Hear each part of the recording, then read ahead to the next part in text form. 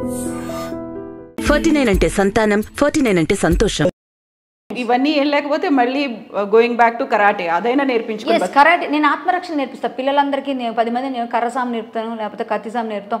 నిలబడతా, నేను కరాటే నేను నేర్చుకుంటా, మళ్ళీ నా ఫిట్నెస్ నేను తెచ్చుకుంటా, గట్టిగా చెప్తాను, గట్టిగా చేస్తాను. నేను ఒక ఇన్స్టిట్యూట్ పెడతాను అవసరమైతే ఆత్మరక్షణ. నేను మల్టీ టాలెంటెడ్ మేడం. నాకు సినిమాలు లేకపోయినా నేను బ్రతుకుతా. ఇప్పుడు సినిమాలు నాకేమి మా అసోసియేషన్లో ఉన్నందుకు నాకు ఎవరు ఇచ్చేయలేదు ఇప్పటిదాకా. నేను మా అసోసియేషన్లో ఉండకపోయినా నాకు టాలెంట్, నా క్యారెక్టర్ ఉంటే పిలుస్తారు. అది కాదు కదా మెయిన్. నేను ఇండస్ట్రీలోనే ఉంటా, ఎక్కడికి వెళ్ళను. ఎందుకంటే ఇక్కడ తెలుగు ఇండస్ట్రీ బ్యాన్ చేస్తే బోల్డ్ ఇండస్ట్రీస్ ఉన్నాయి. ఎక్కడో ఏదో ఒక అమ్మ హక్కుని చేర్చుకుంటుంది కదా, ఇక్కడ వద్దనుకుంటే. ఇక్కడ సినిమా ఇండస్ట్రీలో, తెలుగు ఫిల్మ్ ఇండస్ట్రీలో కరాటే కళ్యాణ్కి శత్రువులు ఎవరెవరు ఉన్నారు, ఎంతమంది ఉన్నారు? ఒక్క ఫిల్మ్ ఇండస్ట్రీలోనే లేరండి. ఫిల్మ్ ఇండస్ట్రీలోనే లేరు. మనతో మంచిగా మాట్లాడతారు, మన ఫ్రెండ్స్ లాగే ఉంటారు. మన వెనక మనతో అదేరా అరే బాగున్నావరా అని అన్నీ కనిపించగానే అసలు బూర్లు వండేసి మొత్తం అంతా మనకు నోట్లో తినిపిస్తారు స్వీట్స్. మనం పక్కకి వెళ్ళినా ఏం పని పడి ఉండదు ఎప్పుడు ఇట్లా అనేవాళ్ళు. ఫిల్మ్ ఇండస్ట్రీకి సంబంధించి ఎంతమంది ఉన్నారు, ఎవరెవరు? ఫిల్మ్ ఇండస్ట్రీ అనే కాదండి, నేను ఇప్పుడు ఫిల్మ్ ఇండస్ట్రీనే కంపేర్ చేయను. ఎందుకు తెలుసా, ఫిల్మ్ ఇండస్ట్రీలో ఉంటారు, నాకు ప్రతి దగ్గర ఉన్నారు. ఎందుకు తెలుసా, ప్రతి దగ్గర ఉన్నారు. ఎందుకు నేను నేను నేను ఏమంటారు, యథార్థవాది లోక విరోధి అంటారు. యథార్థవాదిని నేను. సో అందరికీ లోక విరోధినే ఖచ్చితంగా. ఒక్క ఇండస్ట్రీ ఎందుకు అనుకోవాలి, వై ఇండస్ట్రీలోనే కాదు, బయట కూడా ఉన్నారు, ప్రతి ప్లేస్లో ఉన్నారు. వర్క్ ప్లేస్లో ఎక్కడ చేసినా ఉంటారు. నేను ఎక్కడ మాట్లాడినా ఉంటారు. ఇప్పుడు నేను హిందుత్వవాదులు కొంతమంది వాళ్ళు కూడా మనసులో పెట్టుకుని ఉండొచ్చు, బయటికి చెప్పకపోవచ్చు. అలాగే కొంతమంది ఇంకెవరో ఉండొచ్చు, వాళ్ళు కూడా అనొచ్చు వేరే. అందరూ కూడా కలీగ్స్లోనూ అక్కడ కానీ హిందుత్వవాదులు మన వాళ్ళను కలుపుకుంటూ వెళ్తాం, అలాగే ఇండస్ట్రీని అలాగే కలుపుకెళ్తాం. నేను ఒకటే అండి, నేను నా పని చేస్తున్నాను. వాళ్ళకి నచ్చినా నచ్చకపోయినా, వాళ్ళు చెప్పినా చెప్పకపోయినా నా మనస్తత్వంకి రైట్ అన్నది నా బుద్ధి నాకు చెప్పింది, నా స్వామి నాకు చెప్పింది, నేను చేస్తాను. ఎన్టీఆర్ విగ్రహ ఏర్పాటును వ్యతిరేకించడం, పోరాటం చేయడంతో మీరు ఒక వర్గానికి వ్యతిరేకంగా మారిపోయారా? అలా ఏం లేదు. ఆ వర్గంలో ఉన్న వాళ్ళు కూడా వాళ్ళని వ్యతిరేకిస్తున్నారు. నేను టీవీ డిబేట్స్లో కూర్చున్నప్పుడు ఖమ్మం నుంచి కమ్మ సామాజిక వర్గ నాయకులు కూడా, టీడీపీ వాళ్ళు కూడా, లేదమ్మా వాళ్ళు చేసిన తప్పు, మీ విషయంలో మిమ్మల్ని బెదిరించడం, మిమ్మల్ని అనడం అన్నీ తప్పు, అలా చేయడం మేము కూడా ఖండిస్తున్నాం, మీరు వస్తే కూర్చొని మాట్లాడదామని డైరెక్ట్గా టీవీలో చెప్పారు ఆయన. మరి వారు కూడా ఆ సామాజిక వర్గం వారే చాలామంది నాకు కాల్ చేసి చెప్పారు. కొంతమందికి ఉంటుందండి అట్లా, కానీ నేను చేసిన ఫైట్ అర్థం చేసుకున్న వాళ్ళు ఎవరూ నన్ను వ్యతిరేకించట్లేదు. ఫైట్ చేస్తుంది అనుకున్న వాళ్ళు ఎవరు వ్యతిరేకించట్లేదు.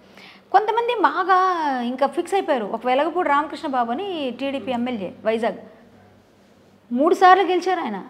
అదంతా చిన్నవాళ్ళతారు పెద్దవాళ్ళతారు ఎవరండి, యాదవ సామాజిక వర్గం కంచుకోట. అలాంటి ఆ ఓట్లతో మీరు గెలిచి నాకు కృష్ణుడు దేవుడు కాదు, ఎన్టీఆర్ గారు దేవుడు అన్నారు ఆయన. సో ఆయన రాలేక ఎందుకు, ఆయనకు దేవుడే ఎందుకు చెప్పమంటారా? ఏ విధంగా దేవుడో చెప్పనా? ఆయన నిలబెట్టిందే ఎన్టీఆర్ గారు, ఆయనకి టికెట్ ఇచ్చిందే టీడీపీ.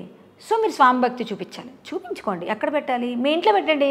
మా ఇంట్లో పూజ చేసుకుంటారు, మీరు ఏమన్నా పూజలు చేయండి, ప్రసాదాలు పెట్టండి, నివేదన చేయండి, అన్నీ చేయండి, మాకు కనిపించదు. అది మీ మనసులో ఉంచుకోండి. కానీ పెద్ద విగ్రహం పెట్టి దానికి ఆ రూపాన్ని మనం విలువ ఇవ్వాలి అని మేము అంటున్నాము. మేము వ్యతిరేకం కాదు, ఆయన విగ్రహం పెట్టండి, కాదనట్లేదు.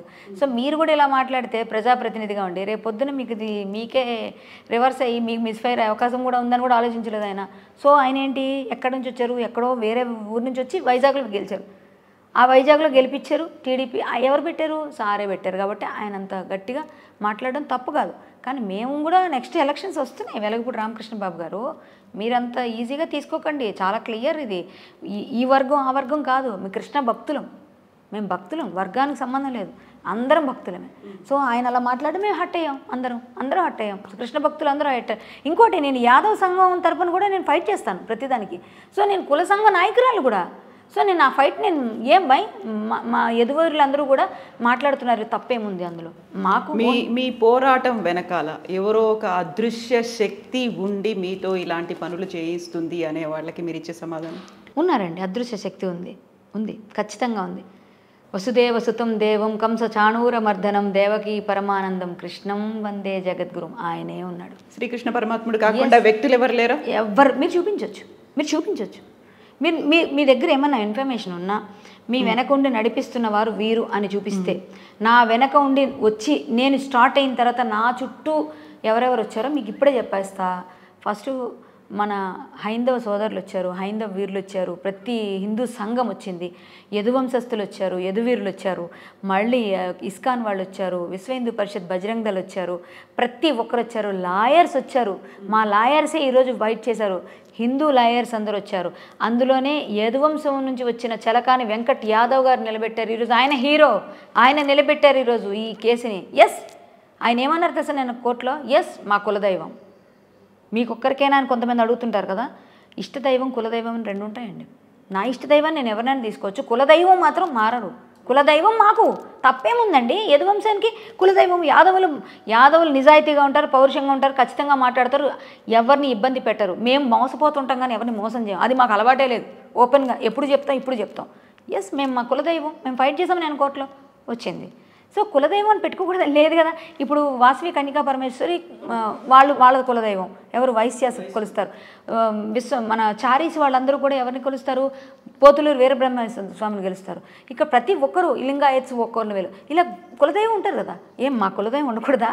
ఒక వర్గానికి ఎందుకు మీరు పరిమితి చేస్తున్నారని మాట్లాడే వాళ్ళకి అడుగుతున్నాను ఈరోజు. అందరికీ కృష్ణం వందే జగద్గురు అని మేము చెప్తున్నాం, బట్ మా ఇంటి దేవుడు అండి, మా ఇంటి దేవుడు, మేము అడుగుతాం, మాకే ఎక్కువ ఉంటుంది పెయిన్, తప్పేం లేదు. నేను రెండిటికి చెందిందాన్ని, రెండిట్లో నాకు పోస్టులు ఉన్నాయి. సో రెండిటి వైపు నుంచి నేను ఫైట్ చేశాను. నేను ఆదిపట్ల కళాపీఠ నుంచి రిట్టేశాను, యదువంశస్తురాలుగా నేను అపోజ్ చేస్తూ నేను మాట్లాడాను, తప్పేంది?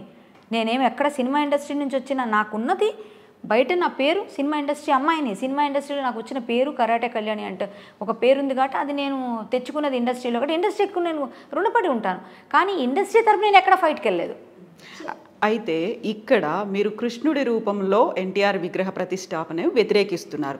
అలాంటప్పుడు మేము మార్పులు చేర్పులతో ప్రతిష్ఠిస్తాము, చేతిలో పిల్లను గ్రోవి ఉండదు, కిరీటం మీద నెమలి పింఛం ఉండదు, దాన్ని యాక్సెప్ట్ చేస్తారా? మేడం, వాళ్ళ కృష్ణ తత్వం తెలియదు, కృష్ణ రూపం తెలియదు అని అర్థమవుతుంది దీంతోనే. కృష్ణుడు సర్వవ్యాపి, ఏ రూపంలో ఇందుగలడందు లేడని సందేహం వలది చక్రీరం చిన్నప్పుడు చదివాం. అంటే ఎన్టీఆర్ గారిలో లేడా? చూడలేరా మీరు అనొద్దు. ఎందుకంటే ఆ తర్వాత ఇంకొకరు వచ్చి చిరంజీవి గారిలో మేము శివుడిని చూస్తాం మంజునాథులో అంటారు, ఇంకొకరు వచ్చి నా పాయింట్ అది, అంతకుమించి నాకు ఇంకేం లేదు. చక్రి ఎక్కడైనా ఉంటాడు, ఆయనలో కూడా చూస్తాం, ఆయనలో దేవుడు ఉన్నాడు. ఏ విధంగా?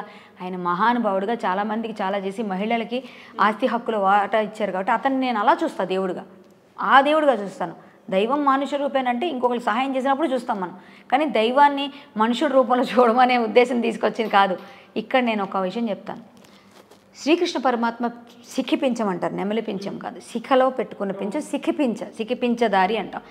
నెమలి పించం తీసేసాం, ఫ్లూట్ తీసేసాం, అదే ఆయన వాయించే పిల్లను గ్రోవ్ తీసేసామంటే మీరు ఇప్పుడు ఆ రూపాన్ని ఒక చిన్న పిల్లవాడిని తీసుకొచ్చి మీరు చూపించండి, ఆయన కృష్ణుడు కాదని మీరు ఒప్పించండి, నేను మాట్లాడతాను. మీరు కృష్ణ ఎవరైతే చూస్తుంటారో శ్రీకృష్ణ అని కార్టూన్స్ కూడా చూసే పిల్లని తీసుకొచ్చి చూపించి అడగండి ఆయన ఎవరు అని. ఆయన చెప్తాడు, డైరెక్ట్ పెట్టండి ఒక ఇద్దరు పిల్లలకి ఇదే రూపం అని అడగండి, చూపిస్తే ఆయన చెప్తారు. ఎందుకో తెలుసండి?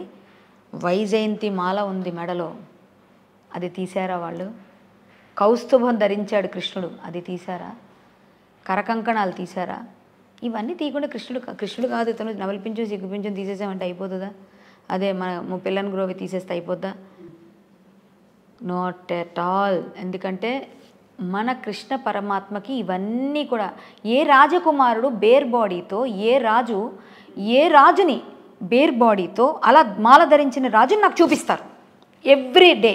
అలా ఉండే ఒక రాజుని చూపించండి నాకు, ఎవ్రీడే వేసుకునే భోజరాజా, లేకపోతే మీరు అనే శ్రీకృష్ణదేవరాయలా, ఇంకొకరా ఎవరు చూపించండి. శ్రీకృష్ణదేవరాయల కిరీటం అట్లా ఉండదు, టర్బన్లా ఉండి ఇలా ఉంటుంది. అది ఎందుకు పెట్టారు కిరీటం శ్రీకృష్ణదేవరాయలు అంటే? ఇంకో రాజు ఎప్పుడు ఉంటారు ఆ రాజు అలాగా? ఏదో సభలో ఉన్నప్పుడు, ఏదైనా పెద్దది ఏదైనా సమావేశాలు జరిగినప్పుడు, పూజలు చేసేటప్పుడు అవసరమైతే పట్టు పంచులు కట్టుకొని బేర్ బాడీతో ఉంటారు. ఎప్పుడు అలాగే ఉండరా? అలా ఉన్న రాజుని చూపించండి. శ్రీకృష్ణ పరమాత్మ ఎప్పుడు మెడలో మాల ఉంటుంది, ఎవ్రీ టైం మీరు ఎక్కడ చూసినా శ్రీకృష్ణ పరమాత్మ మెడలో మాల ఉంటుంది. సిక్కిపించాన్ని ధరించేది ఆయనే, నెమలిపించి ఫ్లూట్ పిల్లను పట్టుకునేది ఆయనే, దీవించేది ఆయనే. అలాగే మాల, వైజయంతి మాల ఆయన రిజంబ్లెన్స్ అదేందో తీయలేదు మీరు. సో మీరు ఫెయిల్యూర్. మీరు ఎట్లా చెప్తారు? నాకు రూపాన్ని మార్చండి నేను ఎట్లా చెప్తారు? ఆ రెండు తీసేసామంటే సరే వాళ్ళు రాని మాట్లాడదాం అనుకుని ఊరుకున్నాను నేను, అంతే కదండి. వాళ్ళు ఎన్ని చెప్పినా సరే వైజయంతి మాల తీయనప్పుడు మన ఆయన ఏదైతే కౌస్తుభధారి ఉన్నాడో అవన్నీ లేనప్పుడు శ్రీకృష్ణ పరమాత్మ ఇంతకుముందు శ్రీకృష్ణ పరమాత్మని యుద్ధం దగ్గరుండి చేయించి రథసారథిగా ఉండి యుద్ధం నడిపించిన శ్రీకృష్ణ పరమాత్మగానే మనకి తెలుసు. కానీ ఈరోజు వారు ఏం చేశారంటే తానా వారు కొత్త రూపాన్ని ఇచ్చారు ఆయనకి. కత్తి పట్టిన కృష్ణ పరమాత్మని చూపిస్తున్నారు మనకి. సో ఇది కూడా మరి ఇది మరి అవమానం, ఇది ఇంకా అవమానం, ఇది ఇంకా ఘోరం, ఇది ఇంకా చాలా తప్పులు చేస్తున్నారు. తెలియక ఒక తప్పుకి ఇంకో తప్పు యాడ్ చేసి వెళ్ళిపోతున్నారు. సో మా ఆర్గ్యుమెంట్ క్లియర్ ఉంది. క్లియర్ లేకపోతే నాకు చొక్కెదురవుతుంది కదండి కోర్టులో. 2 times మేము కోర్టు అత్యున్నత న్యాయస్థానం కన్నా మనం ఎవ్వరమండి మాట్లాడడానికి. మనం ఒబే చేసేదే కోర్ట్స్కి. దాన్ని మనం ఉల్లంఘిస్తామని అప్పటికీ ఉల్లంఘించి మీరు తీశారు. మీ తాలూకా పంతం 28 మేము ఎట్టి పరిస్థితుల్లో చేస్తాం ఖబర్దార్ కళ్యాణి అన్న కోరాకులు నాగభూషణం గారు, నాగరాజు గారు ఎక్కడున్నారు నాకు వచ్చి సమాధానం చెప్పాల్సిందిగా కోరుతున్నాం. నేను ఆ రోజే చెప్పా టీవీలో, నేను లీగల్గా వెళ్తున్నా, నేను ఫైట్ చేస్తా, నేను కోర్టులో వేస్తా అంటే వేసుకో, మేము ఫైట్ చేస్తాం, నీ మీద వేస్తాం. ఎవరో ఒక ఆయన వచ్చి లాయర్గా నీ మీద కుట్ర చేస్తున్నామని ఏదో కేసు వేస్తాను. ఏం కేసు అండి? వెయ్యండి, ఈరోజు వెయ్యండి, ఇప్పుడు కేసు వేయండి, మరి వేయండి, నేను ఎదుర్కొంటా, రెడీగా ఉన్నా నేను. న్యాయస్థానం చెప్పినాక మీరేంటండి నన్ను బెదిరించారు, నన్ను బెదిరించారు, డైరెక్ట్ లైవ్లో బెదిరించారు. అది నేను కేసేస్తే వాళ్ళ మీద కేసు అవుతుంది. ఇప్పుడు ఇదే విషయం నేను తీసుకెళ్ళి జడ్జి గారు చెప్పింది, నేను వాళ్ళ మీద కేసు ఎందుకు వేయకూడదు? వాళ్ళని బెదిరించారు లైవ్లు సాక్షిగా. ఎట్లా వస్తే కబడ్దారని ఎలా అంటారండి మీరు? ఎలా వస్తావు ఖమ్మం? మీ ఒక్కరు జాగిరా మీద అది? భారతదేశంలో నేను ఎక్కడికైనా వెళ్ళే హక్కు నాకు ఉంది, ఏదైనా మాట్లాడే రైట్ నాకు నా కాన్స్టిట్యూషన్ ఇచ్చింది, నా ఫ్రీడమ్ ఆఫ్ రైట్, అంతే, స్పీచ్, ఫ్రీడమ్ ఆఫ్ స్పీచ్ నా రైట్, నాది, నా రైట్ ఇది, అంతే కదా, నేను మాట్లాడతాను. అయితే ఇప్పుడు ఇంకొక వాదన కూడా సోషల్ మీడియా వేదికగా వినిపిస్తోంది. ఇస్కాన్ కూడా ఇందులో మీతో పాటుగా కలిసి పోరాడింది కాబట్టి కృష్ణుడి రూపంలో ఉన్న ఎన్టీఆర్ విగ్రహాన్ని వ్యతిరేకిస్తున్నారు కాబట్టి ఇస్కాన్ దేవాలయాలకు వెళ్ళకూడదు అనేది. ఎవరండి వెళ్ళకపోయేది? అసలు కృష్ణ పరమాత్మ అసలు నిజం చెప్పాలంటే దేశ విదేశాల్లో క్రిస్టియన్స్ ఇందులోకి వస్తున్నారు. అంటే అక్కడ క్రిస్టియన్గా పుట్టి బోర్న్ క్రిస్టియన్గా ఉండి కృష్ణతత్వాన్ని తెలుసుకొని వాళ్ళు వచ్చి హరే కృష్ణ అంటున్నారు. మనమేం చేస్తున్నాం? హరే రామ హరే కృష్ణ అనే పాటలను అవహేళన చేస్తూ బికినీలు వేసి డ్యాన్సులు చేపిస్తున్నాం ఇండియాలో. సో మనము భక్తులమా, వాళ్ళ భక్తులా? ఇస్కాన్ వాళ్ళ దగ్గరికి వెళ్ళొద్దు అంటే మీరు వెళ్ళకపోతే మీరు ఒక్కరు అలా అంటే మన వాళ్ళు కూడా అంటారు, ఇలా అయితే మీ సినిమాలు మేము చూడమని బహిష్కరిస్తాం, మీరు చేసే పనులు మేమేది కూడా చేయమంటారు. అప్పుడేమవుతుంది? ఇలాంటివి మాట్లాడుకోకూడదు మనం. కృష్ణుడేనండి. కృష్ణుడు నన్ను ఇప్పుడు చాలా రకాలుగా ఇప్పుడు ఇస్కాన్ టెంపుల్కి వెళ్ళను అన్నారు అనుకోండి, అది వాళ్ళ ఇష్టం. వాళ్ళకే ఏదో రోజు మళ్ళీ రియలైజేషన్ వచ్చి అయ్యో మనం వెళ్ళాల్సిందే అనుకుంటారు కదా, వెళ్తారు. మనం కృష్ణ రూపానికి మన దేవుళ్ళ చూసి పూజిస్తే ఓకే, కానీ మా వర్గం ఇలా మనల్ని డౌన్ చేసే విధంగా చేశారు, మనకి ఇలా అన్నారు కాబట్టి వెళ్ళకూడదు. ఇస్కాన్కి వెళ్ళడానికి ఈ ఇష్యూకి ఏం సంబంధం? ఇస్కాన్ వాళ్ళు కృష్ణుడు ప్రేమికులు కాబట్టి, కృష్ణ భక్తులు కాబట్టి, కృష్ణ తత్వాన్ని పాటిస్తారు కాబట్టి, మనమైనా ఇంకా నాన్ వెజ్ అవి ఇవి తింటాం, వాళ్ళు అవి కూడా తినకుండా చాలా నిష్టగా కృష్ణ హరే కృష్ణ హరే కృష్ణ కృష్ణ అనే మాట్లాడతారు. హరి బోల్ రాధే రాధే, ఇది తప్ప వాళ్ళ దగ్గర నేనేం వెళ్ళే. వాళ్ళు సాత్వికంగానే ఉంటారు, వాళ్ళు మనలా ఉండరు కదా. సో అంత సాత్వికంగా ఉండే వాళ్ళకి మనం చూడడానికి ఇస్కాన్కి వెళ్ళాము, ఇస్కాన్కి డబ్బులు ఏమండే ఆకాశం పైన ఉమ్మ వేశారనుకోండి ఎవరు మన మీదే పడుతుంది. సో కృష్ణ పరమాత్మ గురించి నిందలు వేస్తే ఎవరికండి నష్టం? సో అది తప్పు వాదన, తప్పది, వెళ్ళకపోతే వాళ్ళ ఇష్టం. అది తర్వాత వాళ్ళు నష్టపోయినాక వాళ్ళు అయ్యో మనం అనవసరంగా తప్పు చేసాం వాళ్ళు రియలైజ్ అయ్యి మళ్ళీ బ్యాక్ వస్తారు. ఇది నేను చెప్పగలను.